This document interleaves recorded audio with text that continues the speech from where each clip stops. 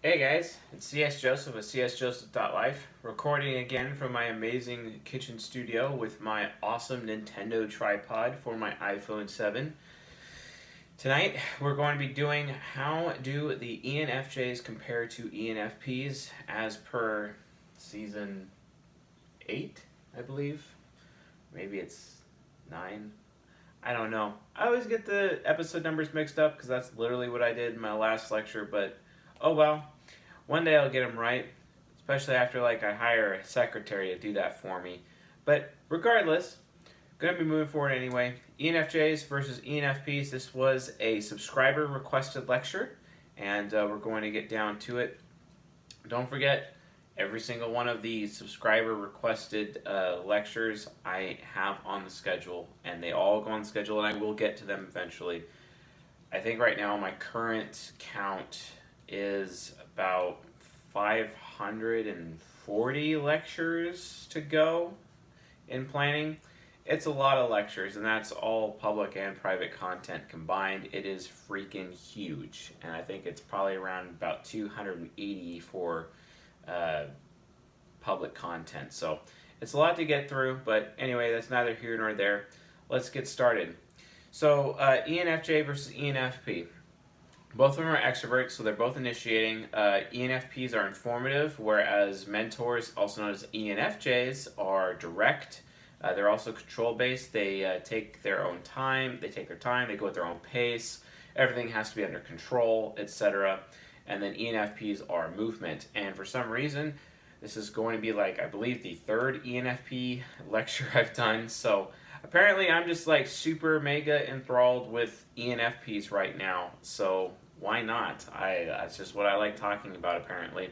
So with that in mind, let's get started on comparing these two types. Why is this relevant? I think it's relevant because people who just can't decide if they're oh, I'm a J or a P, I just don't know. It doesn't mean I'm more judgy or judgmentally or I'm more floaty.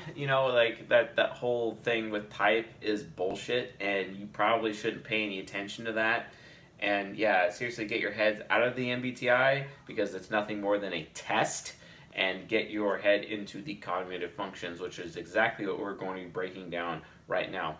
Oh, also, this lecture has the added benefit, specifically, given that ENFJs are super high compatibility with ENFPs, second highest compatibility to be accurate. In total compatibility, that includes social compatibility, friendships, romantic compatibility, also known as intimate compatibility for face-to-face relationships, and also shoulder-to-shoulder professional relationships. Second highest compatibility on every one of those compatibility spectrums. So be aware of how they integrate, because I will be talking about some of their integration during this lecture. So let's begin. ENFJs, all about ethics. Effie Hero, they are all about ethics and social order and social rules and social norm and being social. To the point, they are so social, I have to be honest with you, ENFJs have the best house parties. My own father did a Tupperware party one time, or no, Pampered Chef. It was very odd to see my ENFJ father do that, but to be honest, it was a fantastic event. My father is exquisitely capable at putting on events, and he would do it all the time for church when I was growing up, and then he'd do it for himself or do it for whatever. But the events that they would do, between him and my mother, because my mother's an ISFJ, holy smokes, they are the dopest. And I really got to give him credit on that point. ENFJs are the best. And my coworker, my former coworker, his name is Chris, out of Yuba City, California. He'd have an annual Christmas party. He'd have an annual spring party. He's just a huge party animal. Yeah, he liked to drink, and he has this amazing reputation around town. Everyone respects him. Everyone knows him. Everyone knows he's willing to go the extra mile. Everyone knows he's willing to donate. He has a very benevolent reputation, because ENFJs, their virtue is benevolence. That's what they're all about. Gotta love the benevolence. And they can even go further with their ISTP subconscious, and they are all about joy. And you got that benevolence going, you got that joy going, and it just becomes Amazing. And then they can even have the die-hard loyalty virtue from the INFP. And interestingly enough, that superego, are they really going to use that virtue and vice? They're probably going to use the vice if you know what I mean. But doesn't matter. There's a lot of virtue that they can draw upon within these different types inside their mind, and it really makes them just amazing people. I love ENFJs. Currently, an ENFJ shares my bed right now, and I gotta say it's pretty fantastic. Yes, people would think, wow, an ENFJ with an ENTP? Somehow it works. Well, it's because, I know type, right? And I understand her and go out of my way to really meet her at her level and judge her according to, her standard. As an ENFJ, instead of holding her accountable to my standard as an ENTP, because that's retarded and people should not do that. People should actually learn the golden rule and stop judging each other based on their own eyes and judge each other based on the eyes of the other person. That would make sense, right? We'd have a better world with people understanding each other, right? I am so quoting Gundam 00 right now. Wow, my anime geek is showing. Awesome. Anyway, all about ethics. They're all about how other people feel. They are feeling vampires. They absorb the feelings of other people around them, and then if they're around really good people, they become better people themselves. Because they're an NFJ, similar to INFJs, ENFJs are mirrors, and the quality of people that they're around will determine the quality of the ENFJ. However, it's even more prominent within INFJs and ENFJs. That's why integrity versus corruption and the state of the mirror is not the primary virtue and vice of the ENFJ. It is a secondary one, right? But benevolence and whatnot is their primary, but they still have that mirror effect, so you have to be aware of that. Types that have this mirror effect are INFJs, ENFJs, ISTPs, and ESTPs, and in that order is the level of the mirror, basically. Actually, technically ESTPs are more mirror-y than ISTPs, excuse me. So, with that in mind, so they're all about ethics, and they all know what they want. They're always constantly knowing what they want, to the point where they could be impulsive, but they're usually not impulsive because a parent is very responsible with what they want, but that causes them to criticize other people because they know that they're really responsible with their willpower, but they know everyone else is not responsible with their willpower, and they're very critical towards what other people want. This can cause ENFJs to jump to conclusions about other people and their intentions and write people off, even though that other person has already proved that they've changed and they have improvement. But the ENFJ has SI trickster, and then they'll just remember to the past that this person is they were a drug dealer back in those days. I don't want to have anything to do with them, even though that person has changed and probably one of the biggest icons within the current city that they're in, and is really helping homeless mothers or disabled veterans. I don't know, but that person could have improved. But the ENFJ only remembers them because they're frozen in time in that regard, and they have to keep that person away from them. It's called a door slam, right? An NJ door slam. So yeah, INFJs and INTJs are not the only people that door slam people. NJs do it. It's just some NJs do it more than others and do it longer than others, interestingly enough. But yes, they all know what they want. They are very desirous. ENJs are very wanty in that regard. They always know what they want, and because of that, you should always ask them. And they have SE Child. This is what causes them to be like a little kid, to give balloons of candy to everybody, and everyone has to have the perfect best experience no matter what. And I don't care about my experience. I care about the experience you're getting, and I want to give you the absolute best experience possible, right? ENFJ, that's their events, making sure everyone's comfortable. They're greeting people at church. They're handling those house parties very well. They're shaking hands with people, rubbing elbows. Everyone is included. No one feels left out, etc. It's just this constant, huge social cloud of influence that they really develop for themselves because they're SE Child. But they're afraid of what they think. That's where their fear exists. They are afraid of what they think. Thank God for ENFPs, because ENFPs really help ENFJs think, because ENFPs organize their belief systems based on their creed, and they're able to share their credo with the ENFJ friend, for example, and help them think through a set of beliefs or a routine or a process, right? Because ENFJs completely lack all discipline. Well, thank God ENFPs exist, because contrary to popular belief, ENFPs actually do have self-discipline. And if we're going to be talking about, personal growth, for example, for ENFPs who have the self-discipline to read, and I'm saying read nonfiction, by the way, ENFPs who have the self-discipline, first and foremost, self-discipline, right? Self-discipline comes from SI inferior. This is where an ENFP's insecurity exists. If they want to have personal growth and they want to develop their introverted sensing to give them access to their ISTJ, Library of Alexandria wizardry, they need to have the self-discipline and literally force themselves to read to the point where they are no longer feeling comfortable with themselves and they're actually feeling bad about themselves because they haven't read that day, for example. Tai Lopez, an ENFP, he does that. He can't let a single day go by without reading. It's because he realizes that TE Child and reading and having the Library of Alexandria that is the ISTJ is literally the ENFP ticket to success. You cannot, it is unbelievable because they just gather all of the knowledge and then they're able to create huge visions and make things happen and motivate other people and really bring people along with them on their path to success. And share that creed, and they develop their creed with what they're able to do. ENFPs can be super amazing in that way. And in fact, actually, I had an old ENFP boss that did that for me. His name was Jeff Fisher. Really fantastic dude out of Bellingham, Washington, for example. Shout out to Bellingham.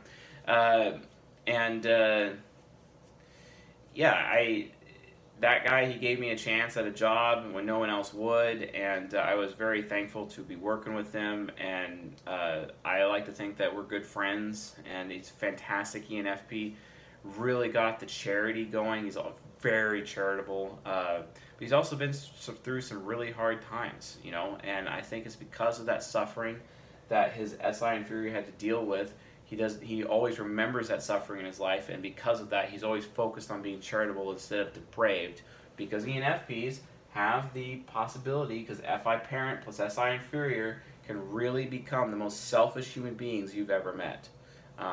NFPs really struggle with selfishness, and of course the INFPs watching this, no, that's not true, actually kind of is, and you may not feel like it's selfish to you guys, and even ENFPs watching this may not feel like it's selfishness to you guys, but to everyone else observing you from the outside in instead of the inside out, to us it looks like selfishness. So be aware of that. To us it looks like depravity. I may be labeling you guys as depraved with your vice, but that doesn't mean you're depraved 100% of the time, right? That would mean that, other parts of your life could be charitable. What if you're charitable more than you're depraved? Or what if you're corrupted and not as developed or immature and you're actually more depraved than you are charitable? That's possible, right? So be aware of that. Be aware of the selfishness. Now, luckily, ENFJs exist because their FE hero and their SE child and their TI inferior especially exists to keep the ENFP honest, and then as a result of that honesty, they actually cause the ENFP to behave with better principles, a lot better principles, develop the creed even further, and have them feel worthy, right? Worthy of their creed, because they have to be worthy of their creed in order to see their creed through, because their INFJ unconscious is a finisher type, a see it through type. In order to implement and execute that creed, they have to feel worthy of it, right? Which they do through FI parent and through FE critic. It's very important that they do that, and the ENFJ can help them do that, and FE hero does that for FI parent, right? In the same way TE child helps the ENFJ think, FE hero definitely helps the ENFP feel and develop their credo and become a better person and actually escape the depravity and enter into a life of charity. It is exquisite. I love it. And it makes me love ENFPs when they're being so charitable. Although sometimes I just like look at that and they're being charitable and I'm like, is there strings attached to that? You know, I get questioning because I get distrustful because I'm an ENTP. I mean, come on, INTJ, unconscious, distrust, right? Paranoia, right? What are you gonna do? You know what I mean? So just be aware of that. ENFPs have any hero. Any hero is all about what's possible. It's the great what if, right? We've talked about it many times. It is the metaphysical round. It is all about the first law of time. Everything that has happened before, the past, SI inferior, everything that has happened before will happen again. So if you want to increase your capabilities to see the future, because NE equals prescience, look it up, pre-science, prescience. Prescient means one's ability to see into the future, one's ability to see into the fates of other people. What about introverted intuition? Can't that predict the future? Yes, it can, but only for the individual. Look into one's own future. That's all introverted intuition does. Extroverted intuition is looking into everyone's future collectively or other people's future, right? It's like a shotgun.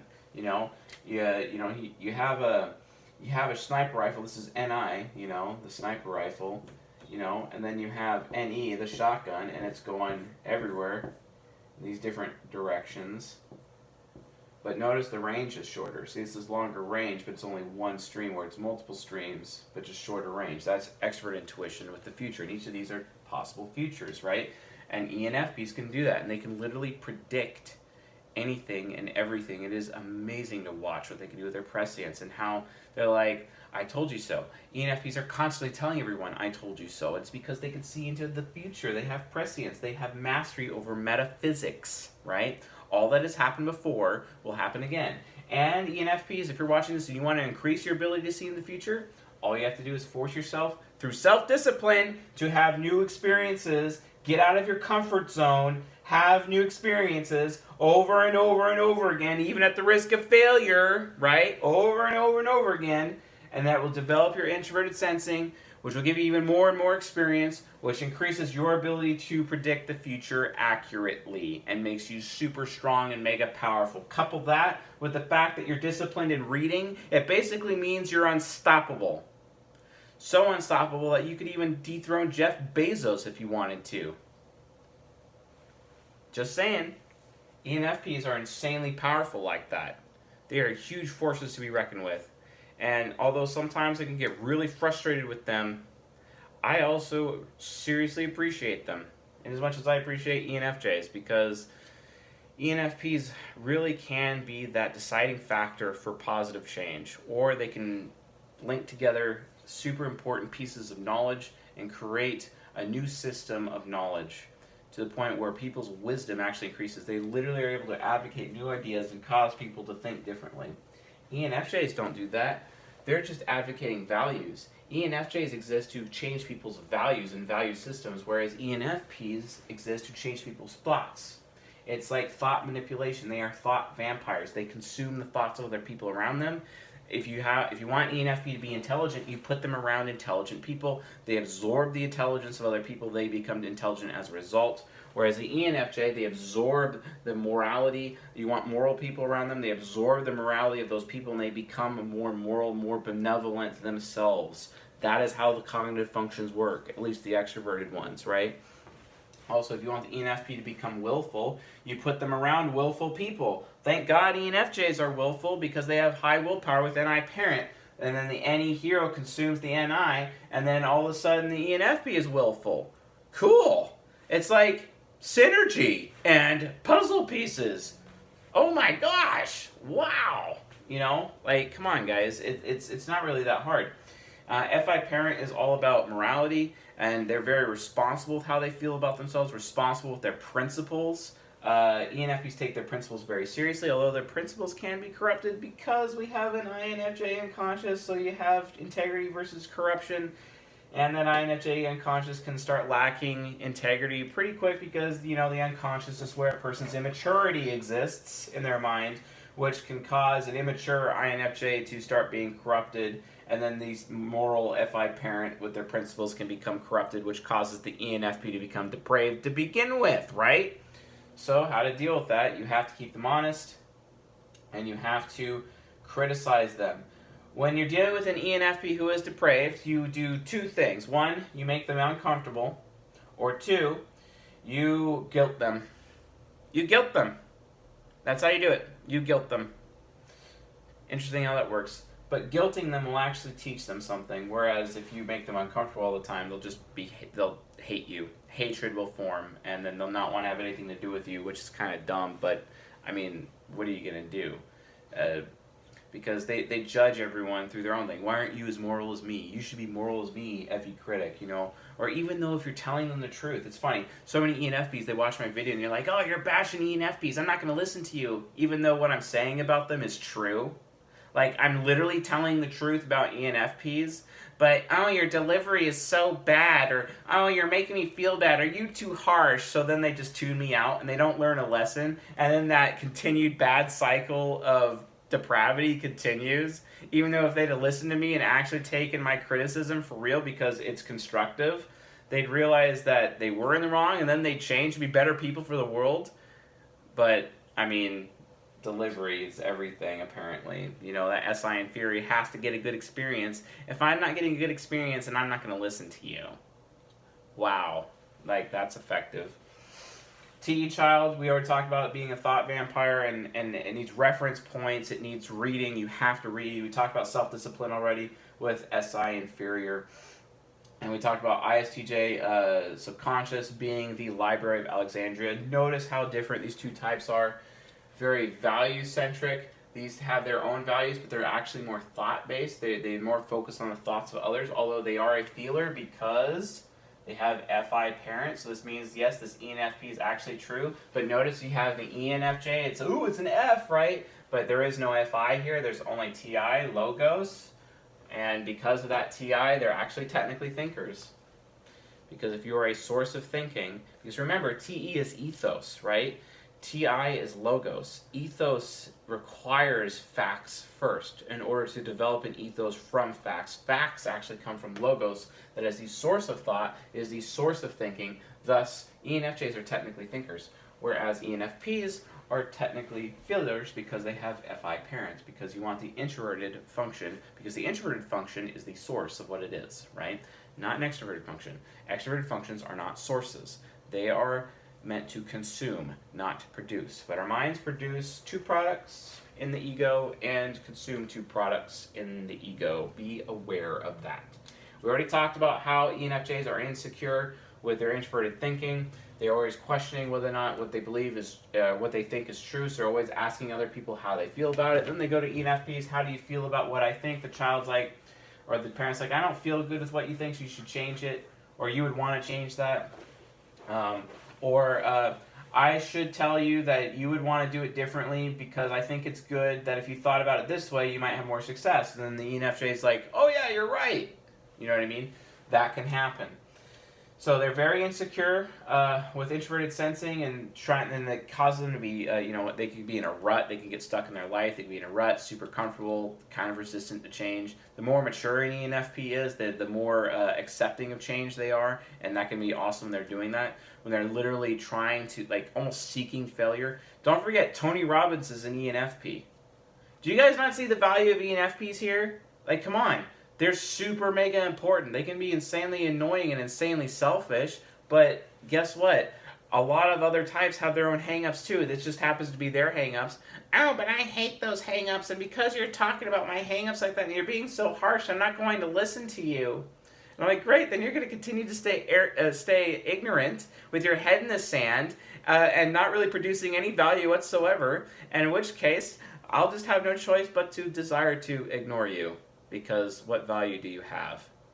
None. ENFP worries about their future. They're constantly worried about their future. They're very critical towards how other people feel about them. They don't like it when they're being manipulated into giving to other people. They like to give of their own free will through their own form of charity because it's what they believe they should do, and they're doing it based on what they feel like. But when it comes to the FE critic, when other people are trying to sell them on being charitable when they're already charitable, they think they're being taken advantage of. This also is where their need to be feel worthy comes from, because they want other people to value them. They want other people to value what they're doing, and they want to be worthy of their creed or their credo that they have developed. And their creed is actually changing, especially every time they read. That book becomes part of their soul, right? And it'll stay with them because of SI inferior. Because it stays with them, their creed actually adjusts slightly, and it grows even more, and they become a better person or a more capable person. TI Trickster, ENFPs have no clue what they're thinking at any times. They imagine that they're thinkers. They imagine that they're intellectual. They imagine that they're capable of deep thoughts, when in reality they're just Scarecrow getting a diploma from the Wizard of Oz. Yeah. No, they're not thinking. In fact, they're amusing, which means without thought, because they can't mentally finish a logical thought in their head. They're all about rational thought, but rational thought is nothing more than beliefs, or a set of beliefs, or a belief system. They make decisions based on beliefs, true, false beliefs. What they believe is true. What they believe is false. What they feel is true. What they feel is false. It's all belief. It's not actually based on what's really true, false. That is TI, that is Logos, but they don't have much Logos, so they don't really use it. They believe they can, but they really can't. And then obviously the SE Demon, if you continue to make the ENFP uncomfortable, the SE Demon will activate, and in which case they'll give you a real reality check, and you're going to get punched in the face. Don't do that. They can rage and things will come down. Things will be destroyed. And that, I would never do that to somebody. That's because you've never been pushed that hard. But when you're pushed that hard and you are in your demon, it doesn't matter anymore. The world may as well burn at that point. So, realize that you have that capability. I would never! Bullshit. Bullshit. INFP shadow within the ENFJ, a little bit different. They worry that they are bad people all the time, which, the ENFP criticizes them for, so they actually end up feeling better because the ENFP's there. They're also absorbing the morality and the creed from the ENFP with their FE hero, so their emotional worry goes away, which is really nice for ENFJs to benefit from ENFPs. They're very critical towards the intents of others, which is important because ENFPs are also known as shysters, right? They can get very shysty with their deals, using fine print to take advantage of people at certain times. Be very careful when you make deals with ENFPs, because if you are not being a master of the fine print yourself, they will take you for everything that you got, because if their depravity is there, if they're in their vice, they will own you in any contract or deal that you do with them, because they will make for absolute sure they get a better deal than anyone else. And they don't care if you get the shorter end of the stick, because as long as they get their stick, that's what's fair to them. That's all they care about. Be aware of that, especially when you're doing business with them. Which for some reason STPs end up doing business with them, and then the STPs get screwed by the ENFP, and it's kind of like, guys, I told you so. But you never listened to me, because in your eyes I'm just an ENTP who's not actually smart, but just pretending to be smart. But whatever. I mean, that's what happens when, I've just met an STP and they look at me and it's like, you're kind of like me because you're a TI thinker, but you don't have any mechanical mastery or physics awareness, or you're not in the moment enough. You're very floaty, and you're always talking theory, and that's not really real. And because you're just so unreal, I'm probably going to put you in the stupid zone. And it's like, okay, great, thanks for judging me that way, guys. Instead of realizing that there's these things called metaphysics, where the theory of relativity was derived by any parent within Albert Einstein and INTP. Oh, but NTPs have no value, apparently. Thanks, guys. Anyway, so yes, FI Nemesis, they are worried about how they feel. They're very critical about the intentions of others, and they can actually hold ENFPs accountable in that way and keep them out of their depravity. It's like, oh, the ENFP is getting really, really selfish right now. I'm going to play whack-a-mole. Whack! Oh, the depravity's gone. Great to have you back in your charitable mode. Thank you very much, Mr. ENFP. Glad to have you back aboard. Let's continue on as if nothing happened, right? And that's kind of what happens because they have SI Trickster, because ENFJs kind of forget things. They are super mega forgetful. Thank God they have SE Child to lock in on the SI Inferior, because that means they can start remembering things, because the ENFP will remember everything for them, because they have the ISTJ subconscious in them, which gives them the ability to have the Library of Alexandria access, walking Library of Alexandria, because they have how forgetful the ENFJ is. And then TE Demon, Rationale. Oh, all about their beliefs. And when they start believing that you're a horrible person, they will start to control your life with a ESTJ superego. Get out that whip and just go whack, whack, whack in every little detail of your life. And all because you did not give them their day in court, because they need to know that they are listened to. I don't care how stupid you feel an ENFJ is, or how blonde they are, or whatever, with their TI inferior, but if you do not give TI inferior its day in court, you're going to get owned by their demon. You must listen to them. I don't care how dumb it sounds. I don't care how stupid it sounds. I don't care. And if you're patient with ENFJs, you'll realize that they're actually brilliant. You'll realize that ISTP subconscious is actually really brilliant. You just have to be patient with it and let them get all their thoughts out, because they don't have very much bandwidth available in their mind to process. So you just give it more time to process for the ENFJ. They're going to process things and it's going to be correct. And when it comes out, it's going to be like, wow, dude, yeah. You know what I mean? And ENFPs love that because TE Child loves that, because TE Child is like, oh, ENFJs, you're so thoughtful and you're always so caring towards me, and it makes me feel really good and it inspires me to continue to be charitable with people. That's why we love NFJs, because you inspire the NFPs to be charitable and get out of depravity, and they turn into amazing people and contribute to society in some of the greatest ways known to man.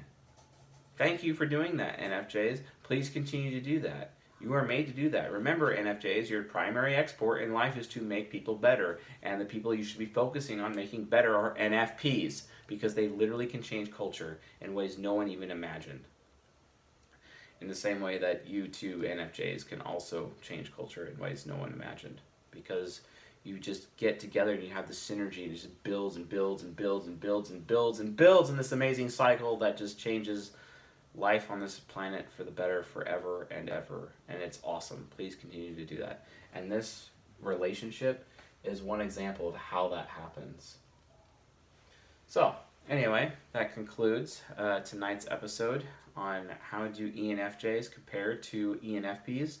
If you found this lecture educational, helpful, insightful, awesome, please subscribe to the channel here on YouTube and on the podcast, and leave a comment in the comment section if you have any questions about ENFJs and ENFPs, and I'll do my best to answer your questions. So, awesome.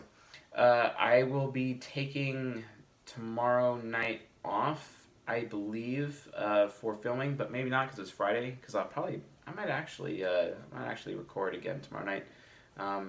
Otherwise, if you don't see me tonight, you'll see me on Saturday. So, awesome. See you guys then.